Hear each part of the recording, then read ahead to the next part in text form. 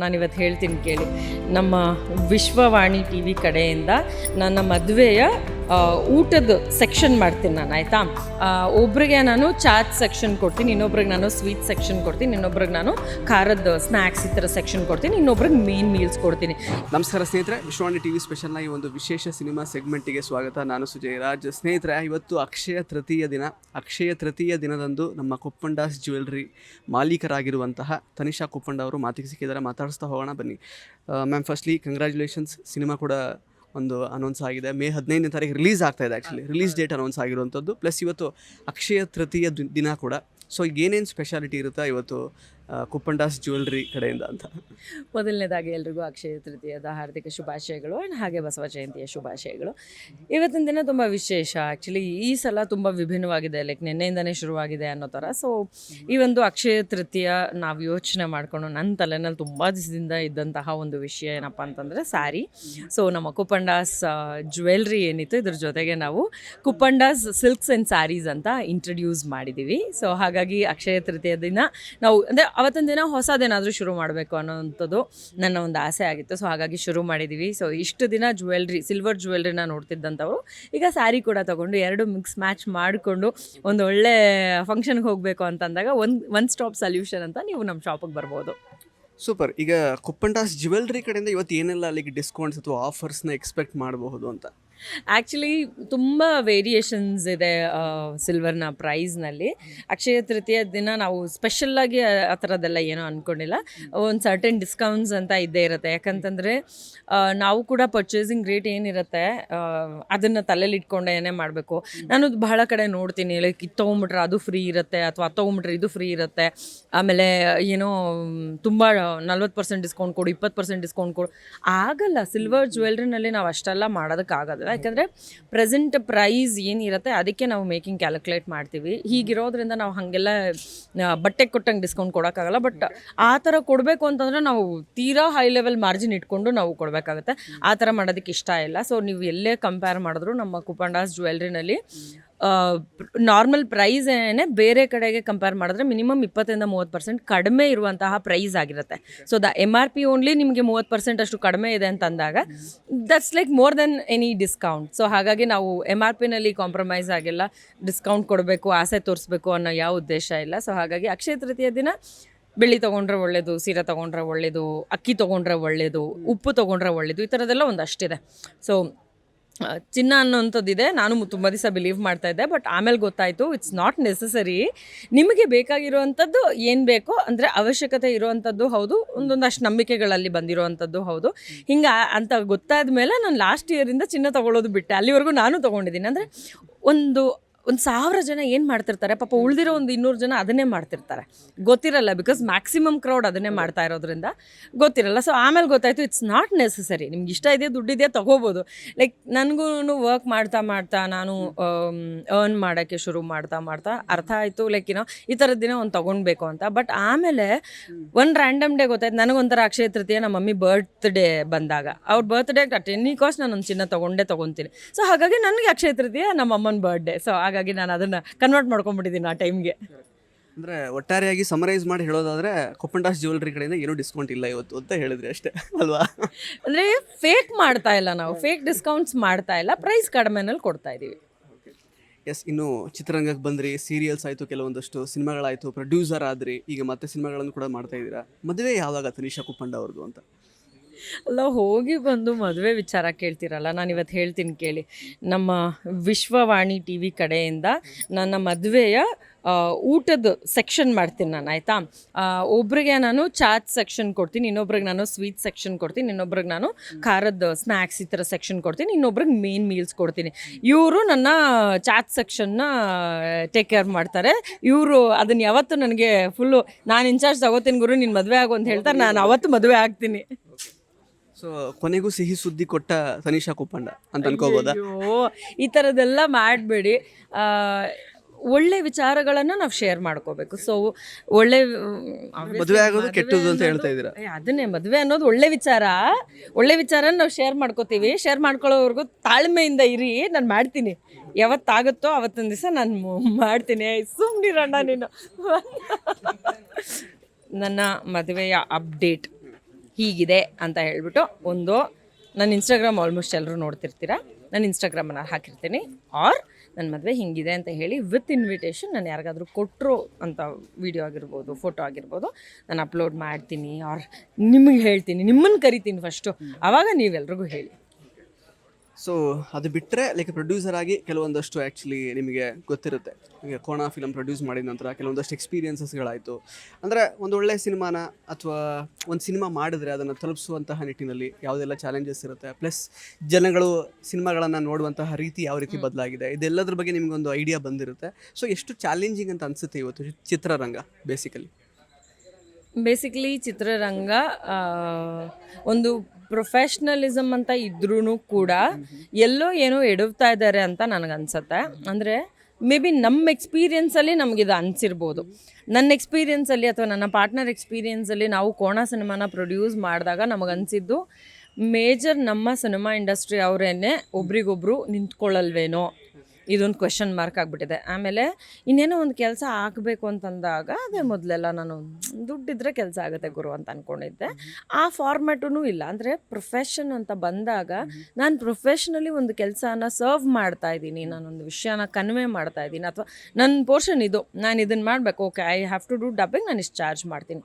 ಅದಷ್ಟು ಸಿಂಪಲ್ ಆಗಿದೆ. ಸಿಂಪಲ್ಲಾಗಿ ಇರೋದಕ್ಕೆ ಆಗ್ತಾ ಇಲ್ಲ, ಸಿಂಪಲ್ಲಾಗಿ ಇಟ್ಕೊಂಡಿಲ್ಲ, ತುಂಬ ಕಾಂಪ್ಲಿಕೇಟೆಡ್ ಮಾಡ್ಕೊಂಡಿದ್ದೀವಿ ಅಂತ ಅನಿಸುತ್ತೆ. ಆ್ಯಂಡ್ ಪ್ರೊಡಕ್ಷನ್ಗಿಂತ ಆರ್ಟಿಸ್ಟ್ ಲೈಫ್ ಸ್ವಲ್ಪ ಜಾಸ್ತಿನೇ ಚೆನ್ನಾಗಿದೆ, ಈಸಿಯಾಗಿದೆ ಅಂತ ಅನಿಸುತ್ತೆ.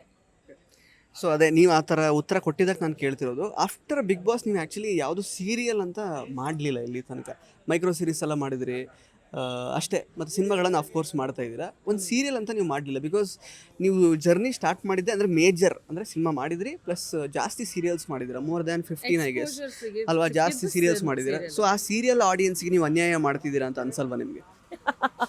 Good question. Okay, more than 15 ಅಲ್ಲ, I did 32 to 33 serials including Telugu, Tamil.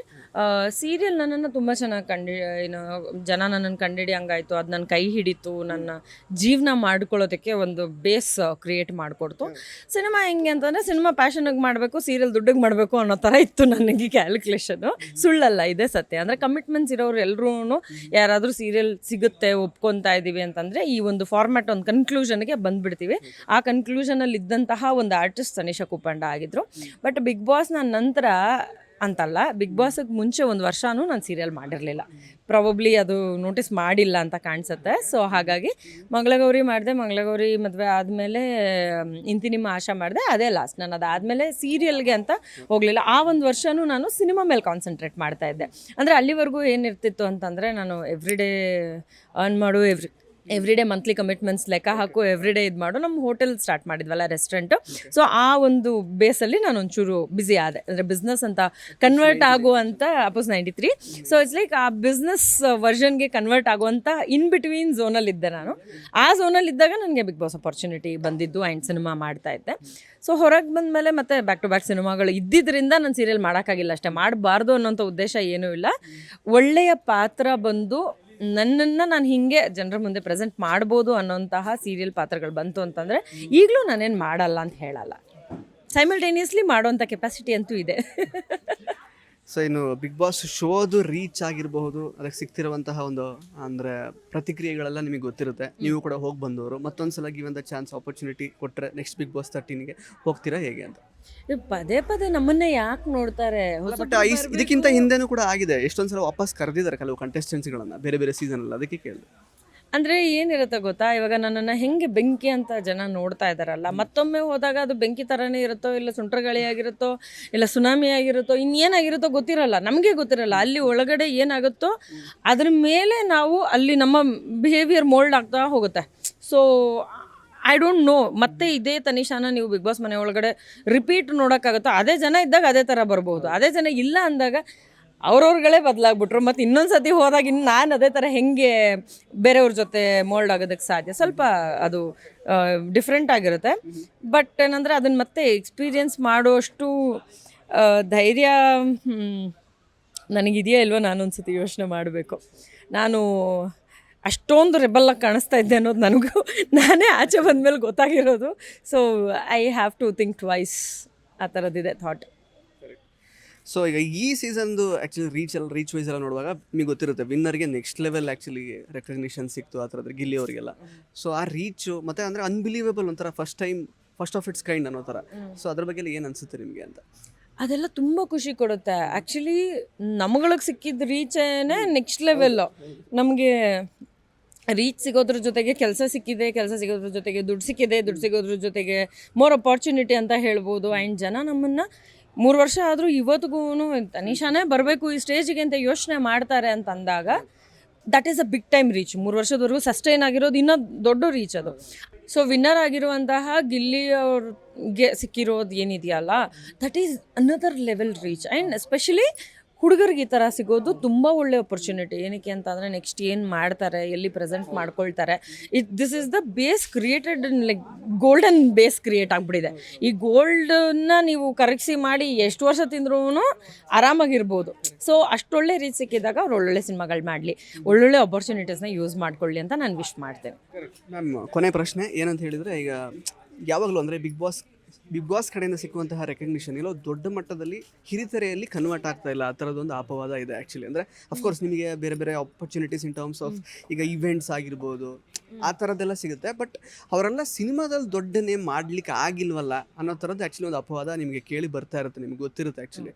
ಅಷ್ಟೇ, ಅವ್ರಿಗೆ ಇದ್ದಂತಹ ಟ್ಯಾಲೆಂಟಿಂದ ಅವ್ರು ಆ್ಯಕ್ಚುಲಿ ಅವ್ರು ಬದುಕ್ತಾ ಇದ್ದಾರೆ. ಪ್ಲಸ್ ಅದರಿಂದ ಓಕೆ ರೀಚ್ ಅಂತೂ ಸಿಕ್ಕಿರುತ್ತೆ. ಅಪಾರ್ಟ್ ಫ್ರಮ್ ರೀಚ್ ಬಿಟ್ಟರೆ ಹಿರಿತೆರೆಯಲ್ಲಿ ದೊಡ್ಡದಾಗಿ ಏನೂ ಮಾಡೋಕ್ಕಾಗಿಲ್ಲ ಬಿಗ್ ಬಾಸಿಂದ ಆಚೆ ಬಂದವರು ಅನ್ನೋ ಥರದ್ದೊಂದು ಅಪವಾದ ಇದೆ. ಏನು ಹೇಳ್ತೀರಾ? ಬಿಗ್ ಬಾಸ್ ಏನು ಟ್ರೈನಿಂಗ್ ಸೆಂಟರ್? ನೀವು ದೊಡ್ಡ ಹೀರೋ ಆಗಿ ಹೀರೋಯಿನ್ ಆಗಿ ಅಂತ ಟ್ರೈನ್ ಮಾಡಿ ಕಳ್ಸೋದಕ್ಕೆ ಚಾನ್ಸೇ ಇಲ್ಲ. ಹೆಂಗೆ ಎಕ್ಸ್ಪೆಕ್ಟ್ ಮಾಡ್ತೀರಾ ನೀವು? ಅದು ಎಕ್ಸ್ಪೆಕ್ಟೇಷನ್ನೇ ತಪ್ಪು. ನೀವು ಆಚೆ ಬಂದ್ರೂ ಬಿಗ್ ಬಾಸ್ಗೆ ಹೋಗೋಕ್ಕೆ ಮುಂಚೆ ಇದ್ರೂ ನಿಮ್ಮ ಆ್ಯಕ್ಟಿಂಗ್ ಟ್ಯಾಲೆಂಟಿಗೆ ನಿಮ್ಗೆ ಎಕ್ಸ್ಪೋಜರ್ ಸಿಗುತ್ತೆ. ಈಗ ಮುಂಚೆ ಕೂಡ ನಾನು ಸಿನಿಮಾ ಮಾಡ್ತಾ ಇದ್ದೆ. ಹಂಗೆ ನೋಡೋಕ್ಕೋದ್ರೆ ಅವಾಗ ಓಡಿರೋ ಸಾಂಗ್ ಮಿಲಿಯನ್ ಗಟ್ಟಲೆ ಓಡಿದೆ. ಇವಾಗ ಓಡಿರೋ ಸಾಂಗ್ ಅಂದರೆ ಅದೊಂದು 8-16 ಮಿಲಿಯನ್ ಏನೋ ಓಡಿರಬೇಕು. ಇವಾಗ ಯಾವುದೋ ನಾನು ಮಾಡಿರೋ ತಮಿಳ್ ಸಾಂಗು 3-4 ಮಿಲಿಯನ್ ಓಡಿರಬೇಕು. ಇನ್ನೊಂದು ನೆಕ್ಸ್ಟ್ ಯಾವುದೋ ಒಂದು ಬೇರೆ ಸಿನಿಮಾದು ಸಾಂಗ್ ಜಸ್ಟ್ ಒಂದು 1 ಮಿಲಿಯನು ರೀಚ್ ಆಗಿಲ್ಲ. ಸೊ ಹಂಗೆ ನೋಡೋಕೆ ಹೋದರೆ ನಿಮಗೆ ನಮ್ಮ ಟ್ಯಾಲೆಂಟ್ ವೈಸ್ ಅಥವಾ ಆ ಪಾತ್ರದ ವೈಸು ನಾವು ಏನು ಮಾಡಿರ್ತೀವಿ ಅನ್ನೋದ್ರ ವೈಸ್ ಆ 16 ಮಿಲಿಯನ್ ಓಡ್ತು ಅಂತ ಹೇಳೋದ್ನಲ್ಲ, ಅದಾಗಿದ್ದೇ ಕಾಂಟ್ರವರ್ಸಿಯಿಂದ. ಸೊ ಕಾಂಟ್ರವರ್ಸಿಯಿಂದ ಯಾವುದೋ ಒಂದು ಎತ್ಕೊಳ್ಳುತ್ತೆ. ಅವಾಗ ಬಿಗ್ ಬಾಸ್ ಇರಲಿಲ್ಲ, ನಾನು ಬಿಗ್ ಬಾಸಲ್ಲಿ ಇರಲಿಲ್ಲ. ಸೊ ಬಿಗ್ ಬಾಸಿಂದ ಹೊರಗೆ ಬಂದಮೇಲೆ ಇಂಥದ್ದು ನೀವು ಮಾಡಿದ್ರಾ ಅನ್ನೋದು ನಾವು ಎಷ್ಟೋ ಜನ ಪ್ರಶ್ನೆ ಕೇಳಿರೋದು ಇದೆ. ಅದಾದಮೇಲೆ ಇನ್ಯಾವುದೋ ಒಂದು song because the music was nice and ತಮಿಳಾಗಿತ್ತು, ತಮಿಳು ಕರ್ನಾಟಕ ಆಡಿಯನ್ಸ್ ಮಿಕ್ಸ್ ಆದಾಗ ನನಗೆ ವ್ಯೂ ಸಿಕ್ತು ಅಂತ ಅನ್ಕೋಬೋದು. ಬಟ್ ನೀವು ಸೀರಿಯಲ್ ನೋಡಿದ್ರೆ, ಸೀರಿಯಲ್ ಯಾವುದೋ ಒಂದು ಜಸ್ಟ್ ಅದೇ 1-2 ನಿಮಿಷದ್ದು ಕ್ಲಿಪ್ಸ್ ಏನು ಹಾಕ್ತಾರೆ ಅದು ಮಿಲಿಯನ್ ಗಟ್ಟಲೆ ಓಡಿರುತ್ತೆ. ರೀಚ್ ಅದು that is reach. But what you act there, ನೀವು ಅಲ್ಲೇನು ಆ್ಯಕ್ಟ್ ಮಾಡ್ತೀರಾ, ನೀವು ಆ್ಯಕ್ಟ್ ಮಾಡೋದು ತಾನೇ ನಿಮಗೆ ಟ್ಯಾಲೆಂಟ್ ಉಳ್ಕೊಳ್ಳೋದು. ಬಿಗ್ ಬಾಸ್ ಏನು ನಿಮ್ಗೆ ಆ್ಯಕ್ಟಿಂಗ್ ಕಲಿಸಿ ಬಿಡಲ್ಲ ಅಲ್ವಾ. ರೀಚ್ ಅಂದರೆ ಅಲ್ಲಿ ಸಿಕ್ಕಿರೋವಂಥ ರೀಚ್ನ ಹೇಗೆ ಆ್ಯಕ್ಟ್ ಮಾಡಿ ಯಾವ ರೀತಿಯಾಗಿ ನಾವು ಪ್ರೊಫೆಷ್ನಲ್ ಆಗಿ ತೊಗೊಂಡು ಪ್ರೆಸೆಂಟ್ ಮಾಡಿ ನಾವು ಜನರ ಮುಂದೆ ಹೋಗ್ತೀವೋ ಅದಷ್ಟೇ. ಅದು ನಮ್ಮ ಟ್ಯಾಲೆಂಟೇ ಆಗಿರುತ್ತೆ. ನಮ್ಮ ಟ್ಯಾಲೆಂಟ್ ಬಿಟ್ಟು ಬೇರೆ ಏನೂ ಆಗೋಕ್ಕೆ ಸಾಧ್ಯ ಇಲ್ಲ. ಬಿಗ್ ಬಾಸಿಂದ ಬಂದರು ಅಂದ ಮಾತ್ರಕ್ಕೆ ಅವರು ಬೇರೆ ಇನ್ಯಾವುದೋ ದೊಡ್ಡ ಹೀರೋನೋ ಹೀರೋಯಿನೋ ಆಗ್ತಾರೆ ಅಂತ ಅಂದ್ಕೊಳ್ಳೋದು ಆ ಎಕ್ಸ್ಪೆಕ್ಟೇಷನ್ನೇ ತಪ್ಪು. ಯಾಕೆ ಅಂತಂದರೆ ಇದ್ರಲ್ಲಿ ಸಿಕ್ಕೋ ರೀಚನ್ನ ಯೂಸ್ ಮಾಡಿ, ನನ್ನ ಹತ್ರ ಆ್ಯಕ್ಟಿಂಗ್ ಮಾಡೋಕ್ಕೆ ಬರಲಿಲ್ಲ ಅಂತಂದರೆ ಬಿಗ್ ಬಾಸ್ ಪಾಪ ಗಿಲ್ಲಿ ಥರ ನನಗೆ ರೀಚ್ ಕೊಟ್ಟು ಏನು ಪ್ರಯೋಜನ? ಗಿಲ್ಲಿಯವ್ರ ಥರ ನನಗೆ ರೀಚ್ ಸಿಕ್ತು ಅಂತಂದರೆ ನಾನು ಅದನ್ನು ಆಚೆ ಬಂದು ಒಳ್ಳೆ ಸಿನಿಮಾ ಮಾಡಬೇಕು, ಅಥವಾ ಇನ್ಯಾವುದೋ ಸೀರಿಯಲ್ ಮಾಡಬೇಕು, ಇನ್ಯಾವುದೋ ಪ್ರೋಗ್ರಾಮ್ ಮಾಡಬೇಕು, ಆ್ಯಂಕರಿಂಗ್ ಮಾಡಬೇಕು, ಸಮಥಿಂಗ್ ನನ್ನಲ್ಲಿರೋ ಯಾವುದೋ ಒಂದು ಟ್ಯಾಲೆಂಟ್ನ ನಾನು ಹೊರಗೆ ಹಾಕಬೇಕು. ಅವಾಗ ತಾನೇ ಅದಿನ್ನೇನೋದು. ಆ್ಯಕ್ಟಿಂಗೇ ಮಾಡೋಕ್ಕೆ ಬರಲಿಲ್ಲ ಅಂತಂದರೆ ದೊಡ್ಡ ಹೀರೋನೋ ಹೀರೋಯಿನೋ ಹೆಂಗೆ ಆಗೋದಕ್ಕೆ ಸಾಧ್ಯ? It depends on what acting skill we have. Being actors, script, production choose ಮಾಡ್ಕೊಳ್ಳೋದು, ದುಡ್ಡು ಕೊಡೋದು ಇದೆಲ್ಲ ಸೆಕೆಂಡರಿಪ್ಪ. ನಮಗೆ ಡೈಲಾಗ್ ಹೇಳೋಕ್ಕೆ ಬರಬೇಕಲ್ಲ ಫಸ್ಟು. ನಮಗೆ ಡೈಲಾಗ್ ಹೇಳೋಕ್ಕೆ ಬರಲಿ. ತುಂಬ ಪ್ರೊಡ್ಯೂಸರ್ಸ್ಗಳಿದ್ದಾರೆ, ಅವರೇ ಹೀರೋ ಆಗಬೇಕು, ಅವರೇ ಹೀರೋಯಿನ್ ಆಗಬೇಕು, ಈ ಥರದ್ದು ಮಾಡ್ಕೊಂಡು ಬಂದಿರೋವಂಥವ್ರು. ಸಿನಿಮಾ ಅರ್ಧಕ್ಕೆ ಬಂದಾಗ ಇಲ್ಲ ನನಗಿದು ಆ್ಯಕ್ಟಿಂಗ್ ನನಗೆ ಬರ್ತಾ ಇಲ್ಲ, ನಾನು ಇದನ್ನು ಮಾಡಬಾರ್ದಾಗಿತ್ತು ಅಂತ ಬೇಜಾರು ಮಾಡ್ಕೊಂಡಿರೋವಂಥವ್ರು ನನ್ನ ಕಣ್ಣಾರೆ ನೋಡಿರೋವಂಥದ್ದು. Money can't buy acting, you can buy artist. ನಾನೇ ಮಾಡಬೇಕು ಅಂತಂದಾಗ, ನನಗೆ ರೀಚ್ ಇದೆ ಅಂತಂದಾಗ ನನ್ನಲ್ಲಿರಬೇಕು ಟ್ಯಾಲೆಂಟ್. ಸುಮ್ಮನೆ ಬಿಗ್ ಬಾಸಿಗೆ ಹೋಗಿ ಬಂದರು ಅವರು ನೆಕ್ಸ್ಟು ಸುದೀಪ್ ಸರ್ ಆಗಬೇಕು, ನೆಕ್ಸ್ಟು ದರ್ಶನ್ ಸರ್ ಆಗಬೇಕು, ಅಥವಾ ನೆಕ್ಸ್ಟು ರಮ್ಯ ಮೇಡಮ್ ಆಗಬೇಕು, ನೆಕ್ಸ್ಟು ರಕ್ಷಿತಾ ಮೇಡಮ್ ಆಗಬೇಕು ಅಂತ ಅಂದ್ಕೊಳ್ಳೋದೆಲ್ಲ ತಪ್ಪು. ಅವ್ರುಗಳು ಯಾರೂ ಬಿಗ್ ಬಾಸಿಂದ ಬಂದು ಹೀರೋಯಿನ್ಸ್ ಆಗಿಲ್ಲ.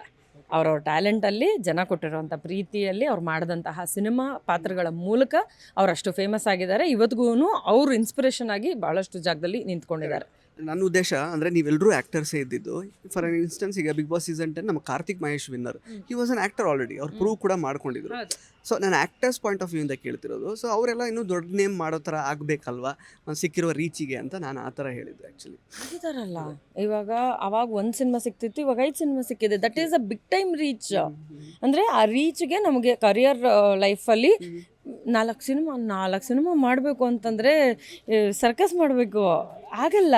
ಇವಾಗ ಬಿಗ್ ಬಾಸಿಂದನೇ 4 ಸಿನಿಮಾ ಎಕ್ಸ್ಟ್ರಾ ಸಿಕ್ತು ಅಂತ ಅಂದ್ಕೊಳ್ಳಿ, ಅವ್ರ ಟ್ಯಾಲೆಂಟಿಗೆ ಸಿಗುತ್ತೆ, ಅದು ಬೇರೆ. ಅಂದರೆ ಇವಾಗ ಅದಕ್ಕೆ ಮುಂಚೆ 1 ಸಿನಿಮಾ ರಿಲೀಸ್ ಆಗಿತ್ತು, ಅದಾದಮೇಲೆ ಇವಾಗ ಬಿಗ್ ಬಾಸ್ ಬಿಟ್ಬಿಡಿ, 1 ವರ್ಷ ಅವನೆಲ್ಲ ಊರಿಗೆ ಹೋಗಿದ್ದ ಬಂದ ಅಂತ ಅಂದ್ಕೊಳ್ಳಿ, ಇನ್ನೊಂದು ಸಿನಿಮಾ ಸಿಗೋದಕ್ಕೂ ಸರ್ಕಸ್ ಮಾಡ್ಬೇಕಾಯ್ತು, ಯಾಕಂದರೆ ಒಂದು ವರ್ಷ ಬ್ರೇಕ್ ಆಗಿತ್ತು ಅಂತ.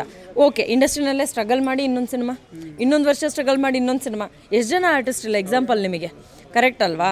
ಸೊ ಆ ಥರ ಬಂದು ನೀವು ಕನ್ಸಿಡರ್ ಮಾಡಿದಾಗ 1:4, 1:5 ಆಗುತ್ತೆ, ಇನ್ಕ್ಲೂಡಿಂಗ್ ಮೀ. ಇವಾಗ ನಾನು ಅಲ್ಲಿ ಹೋಗಿ ಬಂದಮೇಲೆ ನಾನು ರೀಚ್ ಜಾಸ್ತಿ ಆದಾಗ ನನಗೆ ನಂಬರ್ ಆಫ್ ಈವೆಂಟ್ಸ್ ಆಗಿರ್ಬೋದು, ನಂಬರ್ ಆಫ್ ಪ್ರಾಜೆಕ್ಟ್ಸ್ ಆಗಿರ್ಬೋದು ಬಂದಿರೋವಂಥದ್ದು, ಇಟ್ಸ್ ಹ್ಯೂಜ್, ಬಿಗ್ ಟೈಮ್.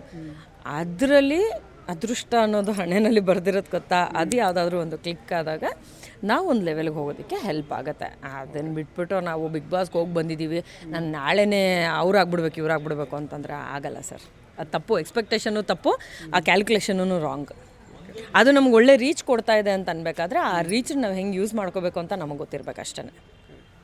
ಸಾಕಷ್ಟು ವಿಷಯಗಳನ್ನು ಹಂಚ್ಕೊಂಡ್ರಿ ತನಿಷಾ ಅವರೇ. ಸೊ ಒಳ್ಳೇದಾಗಲಿ, ಇನ್ನಷ್ಟು ಕುಪ್ಪಂಡಾಸ್ ಜ್ಯುವೆಲರಿ ಲೈಕ್ ಬ್ರಾಂಚಸ್ ಎಲ್ಲ ಓಪನ್ ಆಗ್ತಾ ಇರಲಿ. ನಿಮ್ಮ ಕುಪ್ಪಂಡಾಸ್ ಸಿಲ್ಕ್ಸ್ ಆ್ಯಂಡ್ ಸ್ಯಾರೀಸ್ಗೆ ಒಳ್ಳೇದಾಗಲಿ. ಇವತ್ತಿಂದ ಆ್ಯಕ್ಚುಲಿ ಲಾಂಚ್ ಆಗ್ತಾ ಇದೆ. ಆಲ್ ದ ಬೆಸ್ಟ್ ನಿಮಗೆ.